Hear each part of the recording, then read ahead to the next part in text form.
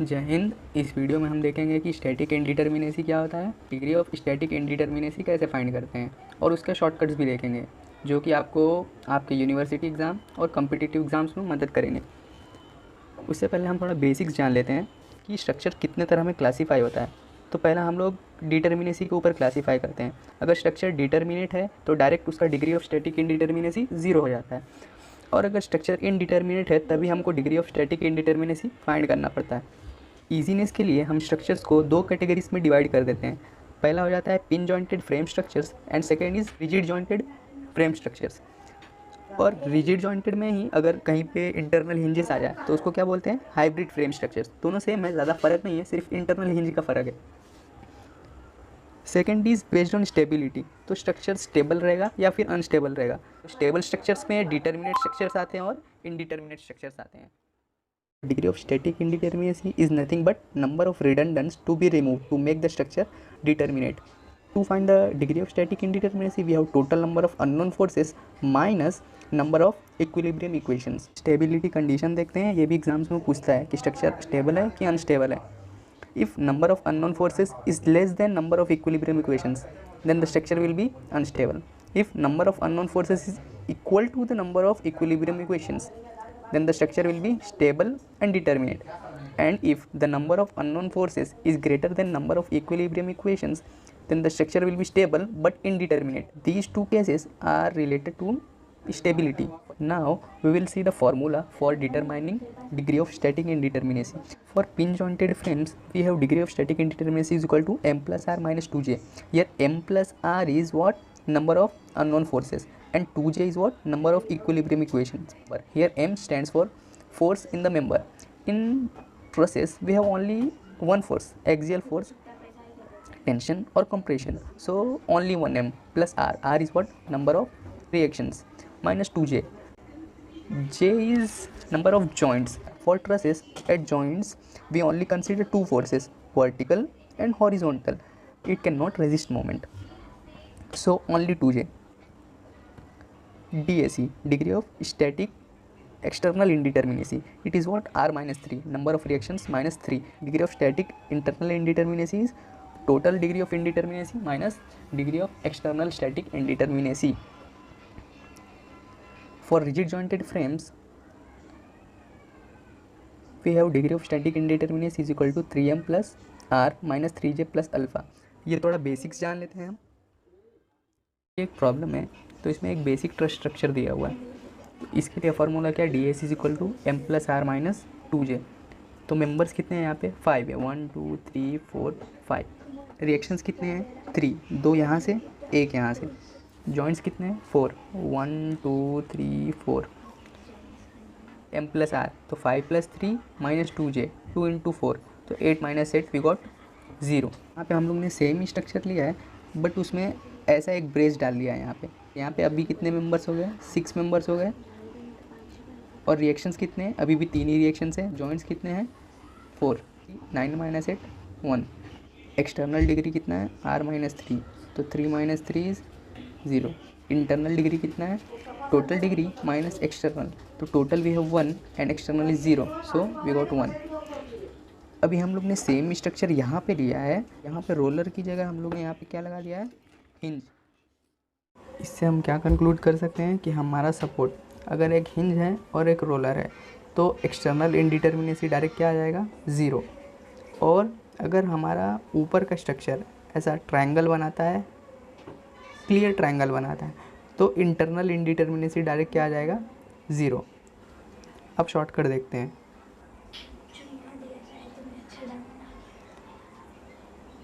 ये क्या है? आइडियल कंडीशन है कि यहाँ पर एक हिंज है, एक रोलर है और ट्रायंगल भी है ऊपर, तो इसका स्टैटिक इंडिटर्मिनेसी डायरेक्ट क्या रहेगा? 0। अब ये एक स्ट्रक्चर देखते हैं डायरेक्ट शॉर्टकट से कि एक तो क्या रहना चाहिए? हिंज है, एक रोलर रहना चाहिए, पर ये रोलर नहीं है, तो कितने डिग्री से बड़ा है? 1, तो इसका एक्सटर्नल इंडिटर्मिनेसी कितना हो गया? 1। अब इंटरनल देखते हैं। इंटरनल में वो ट्रायंगल फॉर्म करना चाहिए। अगर हम ये मेंबर को निकाल दें तो ये क्लियर ट्रायंगल बनाएगा, एक ट्रायंगल ऐसा, एक ट्रायंगल ऐसा। तो ये कितने मेंबर निकालने पड़ेंगे हमको? एक मेंबर निकालने पड़ेंगे। तो जो एक मेंबर निकालने पड़ेंगे, इसीलिए इसका इंटरनल इंडिटरमिनेसी कितना है 1, टोटल कितना हो गया 2, ये शॉर्टकट है। दूसरा सम देखते हैं। यहाँ पे सपोर्ट देखेंगे, एक हिंज है एक रोलर, तो एक्सटर्नल इंडिटरमिनेसी क्या हो गया डायरेक्ट 0। अब क्लियर ट्रायंगल बन रहा है कि नहीं, क्लियर ट्रायंगल नहीं बन रहा है, तो यहाँ पे मेंबर हमको निकालने नहीं है, ट्रायंगल बनाने के लिए मेंबर क्या है लगाने पड़ेंगे। तो अगर मैं ये ऐसा रेड वाला ऐसा लगा दूँ यहाँ पे, तो ये क्या 2 ट्रायंगल में बन जाएगा, एक ये और एक ये। तो क्योंकि मेंबर मुझे लगाना पड़ रहा है, इसीलिए इसका इंटरनल इंडिटरमिनेसी क्या है -1। एग्ज़ाम में क्वेश्चंस भी पूछता है कि स्टैटिक इंडिटरमिनेसी माइनस में हो सकता है क्या, तो हाँ ज़रूर हो सकता है, माइनस में भी हो सकता है। हम क्वेश्चन को फॉर्मूले से ट्राई करेंगे तो भी सेम ही आंसर आएगा -1। ये न्यूमेरिकल देखते हैं शॉर्टकट से कैसे फाइंड करते हैं। सपोर्ट्स में एक हिंज रहना चाहिए, एक रोलर रहना चाहिए, जितना भी एक्स्ट्रा डिग्री रहेगा वो एक्सटर्नल में चले जाएगा। तो यहाँ पे क्योंकि ये हिंज है, इसका रिएक्शंस कितने हैं 2, इसीलिए इसका एक्सटर्नल इंडिटरमिनेसी कितना हो गया 2। अब क्योंकि यहाँ पे वेल डिफाइंड ट्रायंगल्स बन रहे हैं बहुत सारे, तो यहाँ पे इंटरनल इंडिटरमिनेसी 0 हो गया। अगर कोई मेंबर यहाँ पे ऐसा इसको काट रहा होता ऐसे, तो उसका 1 हो जाता, 1 काटता, ऐसे काटता तो 2 हो जाता इंटरनल इंडिटरमिनेसी। बट ऐसा कुछ यहाँ पे नहीं है, इसीलिए इसका इंटरनल इंडिटरमिनेसी कितना है 0। दूसरा न्यूमेरिकल देखते हैं। इसमें यहाँ पे हिंज है, यहाँ पे भी हिंज है, कितने डिग्री से रोलर रहना चाहिए, तो एक रिएक्शन बढ़ा है, तो इसीलिए एक्सटर्नल इंडिटरमिनेसी 1 हो गया। यहाँ पे वेल डिफाइंड ट्रायंगल्स बना रहा है, तो ये इंटरनल इंडिटरमिनेसी 0 हो गया। अब हम सेम ही सम को देखते हैं कि यहाँ पे उसने एक मेंबर डाल दिया ऐसा ऊपर, सपोर्ट रिएक्शंस भी सेम है, ये हिंज है ये हिंज है, एक रिएक्शंस ज़्यादा है इसीलिए 1 है एक्सटर्नल इंडिटरमिनेसी, और सारे वेल डिफाइंड ट्रायंगल्स बन रहे हैं। तो जब सारे बन रहे हैं तो हमको टेंशन लेने की ज़रूरत नहीं, डायरेक्ट 0 डाल देने का। और अगर मैं यहाँ पे भी ऐसे मेंबर डाल दूँ, ऐसा ये यहाँ पे भी मैंने ऐसा मेंबर डाल दिया, तो भी ये सारे वेल डिफाइंड ट्रायंगल्स बन रहे हैं, तो इसका इंटरनल इंडिटरमिनेसी 0। एक्सटर्नल तो 1 ही रहेगा क्योंकि एक हिंज एक रोलर रहता है, एक से ज़्यादा बड़ा है इसीलिए 1। और देखते हैं ये, इसमें सपोर्ट में क्या है, एक हिंज एक रोलर रहना चाहिए, बट रोलर नहीं है, यहाँ पे हिंज दिया हुआ है, तो इसीलिए 1। एक मेंबर अगर हटा देंगे तो सारा वेल डिफाइंड ट्रायंगल्स बन जाएगा, तो वो एक मेंबर एक्स्ट्रा है, इसीलिए इंटरनल इंडिटरमिनेसी 1 है। समझ में आ गया। अब ये भी देख लेते हैं, यहाँ पे 2 मेंबर्स एक्स्ट्रा है, इसको हटा देंगे इसको हटा देंगे तो सारा ट्रायंगल्स वेल डिफाइंड हो जाएगा, इसीलिए इंटरनल इंडिटरमिनेसी 2 है। एक्सटर्नल 1 कैसे है, यहाँ पे हिंज है यहाँ पे भी हिंज है, पर रोलर रहना चाहिए, तो 1 डिग्री से बड़ा इसीलिए 1। एक हिंज रहना चाहिए एक रोलर, ऐसा अगर सेटिस्फाई करता है तो एक्सटर्नल डायरेक्टली 0 डाल देने का। अगर मैं ये मेंबर निकाल दूँ या फिर ये मेंबर निकाल दूँ कोई एक, तो फिर वेल डिफाइंड ट्रायंगल्स में वो बन जाएगा, इसीलिए एक मेंबर निकालना है, इसीलिए इंटरनल 1 है। अभी रिजिड जॉइंटेड फ्रेम्स को देखते हैं। उस रिजिड जॉइंटेड फ्रेम का फॉर्मूला क्या है, 3m + r - 3j + alpha. Alpha कब कंसीडर करेंगे, जब भी इंटरनल हिंज दिया हुआ रहेगा। ये इसमें तो नहीं दिया हुआ है, इसमें 1 दिया हुआ है। तो मेंबर कितने हैं, 2 मेंबर हैं, 1 2। रिएक्शंस कितने हैं 6, जॉइंट्स 3 है, अल्फ़ा 0 है। तो 3m + r कितना आ गया 12, तो 3j + अल्फ़ा कितना आ गया 9, तो स्टैटिक इंडिटरमिनेसी 3 आ गई। ये न्यूमेरिकल में मेंबर कितने हैं 2 1 2। इंटरनल हिंज मेंबर्स डिवाइड नहीं करता है। जॉइंट्स कितने हैं 3 1 2 3। इंटरनल हिंज को जॉइंट में नहीं जॉइन करेंगे। अल्फ़ा कितना है 1, 2 मेंबर से जुड़ा हुआ है तो अल्फ़ा 1 रहेगा। अगर 3 मेंबर से जुड़ा हुआ है तो अल्फ़ा 2 हो जाएगा। 4 मेंबर से जुड़ा हुआ है तो अल्फ़ा 3 हो जाएगा। ऐसे तो इसको सॉल्व किए तो 2 आ गया। एक्सटर्नल के लिए r - 3 + अल्फ़ा। ऐसा क्यों, 3 क्या है, 3 नंबर ऑफ इक्विलिब्रियम इक्वेशंस है, summation fx summation fy summation और मोमेंट ये हो गया 3 प्लस अल्फ़ा, क्योंकि इंटरनल हिंज भी एक इक्वेशन प्रोवाइड करता है सॉल्व करने के लिए, इसीलिए उसको इंक्लूड करेंगे। तो ये 6 - 4 हो जाएगा, तो एक्सटर्नल के लिए 2 बचेगा और इंटरनल के लिए 0 हो जाएगा। आप देखे रहेंगे इसमें भी 0 था, इसमें भी 0 हो गया। तो जो भी रिजिड जॉइंटेड फ्रेम्स आएंगे उसमें डायरेक्टली क्या इंटरनल इंडिटर्मिनेसी 0 ले लेना है डायरेक्टली। ये न्यूमेरिकल देखेंगे, हमको पता है ऐसे रिजिड जॉइंटेड फ्रेम्स आए तो डायरेक्टली इंटरनल इंडिटर्मिनेसी 0 ले लेने का डायरेक्टली। एक्सटर्नल के लिए नंबर ऑफ रिएक्शंस कितने एक्स्ट्रा है वो देखने का, R-3। R क्या है रिएक्शंस -3, 3 क्या है इक्विलिब्रियम इक्वेशंस अपने पास है सॉल्व करने के लिए, इसीलिए 3 माइनस कर दे रहे हैं। तो जितने बच गए उतने ही एक्सटर्नल इंडिटर्मिनेसी है। तो रिएक्शंस कितने हैं यहाँ पे 9 कैसे 3 + 1 + 2 + 3 9 -3 वी गेट 6।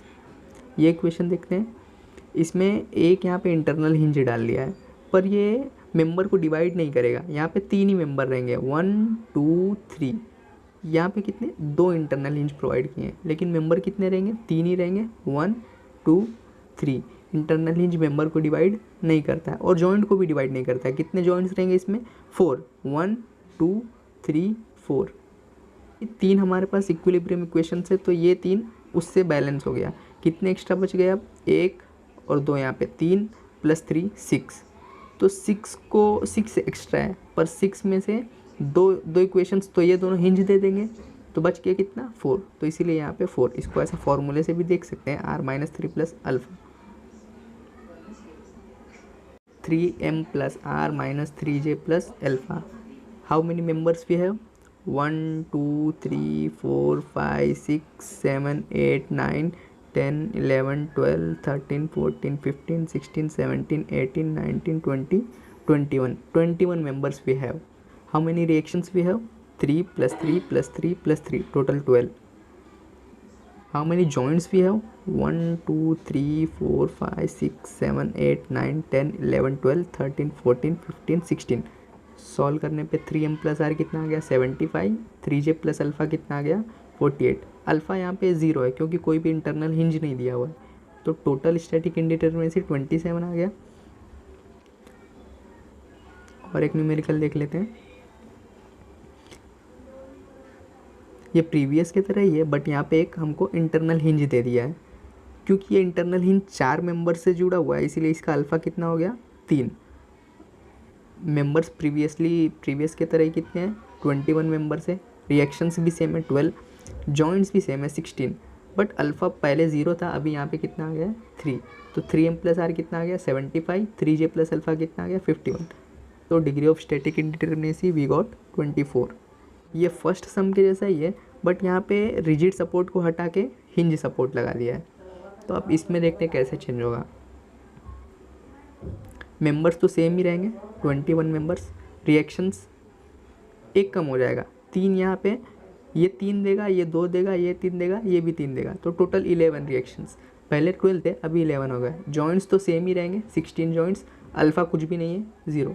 तो 3m + r 74, 3j + alpha 48, we got 26। पहले हॉरिजॉन्टल मेंबर काउंट कर लेंगे फिर वर्टिकल करेंगे, इससे कन्फ्यूज़न नहीं होगा। 1 2 3 4 5 6 7 8 9 10 11 12 13 14 15, we have 15 members. How many reactions we have 3 + 2 + 3 + 3, total 11 reactions. How many joints we have 1 2 3 4 5 6 7 8 9 10 11 12 13, so 13 joints. No alpha, alpha is 0. 3m + r 56, 3j + alpha 39, total 17। तो method of cuts का formula देख लेते हैं 3c - r'। तो c क्या है number of cuts to make a cantilever tree. अब जैसे ये फ्रेम है तो इसमें मैंने ऐसे 9 कट्स मारे कि ये एक कैंटिलीवर ट्री बन गया। ऐसा ये कैंटिलीवर ट्री बन गया दूसरा, ये तीसरा कैंटिलीवर ट्री और ये चौथा कैंटिलीवर ट्री। और चारों ट्री स्टेबल है, मीन्स चारों गिरेंगे नहीं कटने के बाद। तो वो क्या हो गया सी। r' क्या है number of additional reactions required to make tree stable. तो यहाँ पे सब पहले से स्टेबल है तो r' 0 हो गया। सो r' 0 हो गया और कट्स कितने मारने पड़े हमको, 9 कट्स, तो 3 × 9 तो टोटल 27 हो गया। और वही यहाँ पे भी था 27 आया था हमको, नॉर्मल मेथड से भी, शॉर्टकट से भी 27 आया। और न्यूमेरिकल देख लेते हैं। ये सेम सम है अल्फ़ा वाला, बट ये जो थर्ड ट्री है ये अनस्टेबल है। ये वाला पार्ट गिर सकता है इसका, ये वाला पार्ट गिर सकता है घूम के, ऊपर वाला पार्ट घूम के गिर सकता है, क्योंकि वहाँ पे इंटरनल हिंज है। तो उस हिंज को स्टेबल करने के लिए 3 रिएक्शंस चाहिए मेरे को। एक तो इसको स्टेबल करना है, एक दूसरा इसको स्टेबल, तीसरा ऊपर वाले को स्टेबल। तो 3 रिएक्शंस चाहिए, इसलिए आर डैश कितना हो गया 3। तो यहाँ पे 3C माइनस आर डैश, तो 3 × 9, 9 cuts we required minus r dash, so we got 24. Previously we also got 24 only. In this we need 9 cuts to make cantilever trees like this, but here if you see we have one hinge support, means this vertical can rotate about this hinge, so we need one extra moment to prevent this rotation. So r dash we got 1, so 3C minus r dash, so 3 × 9 minus 1 we got 26. Previously we also got 26 only. Limitations देख लेते हैं इसके। Method of cuts can only be valid for constant number of stories and bays. Means if you see in this numerical we have constant stories and bays, we have number of slabs constant throughout the frame, number of bays constant throughout the frame. So when you see this numerical, this cannot be solved by method of cuts. So this type of frame structures which don't have constant number of stories and bays cannot be solved by method of cuts. Means we have no shortcuts for that, they can only be solved by basic formula 3m plus r minus 3j plus alpha. ये जो पूरा पढ़ाया हुआ है इसका PDF नीचे description में दिया हुआ है, आप वहाँ से देख भी सकते हैं। नेक्स्ट वीडियो में हम आपको समझा देंगे डिग्री ऑफ काइनेमेटिक इंडिटर्मिनेसी क्या होती है, उसके शॉर्टकट्स बता देंगे। मिलते हैं नेक्स्ट वीडियो में, तब तक के लिए जय हिंद।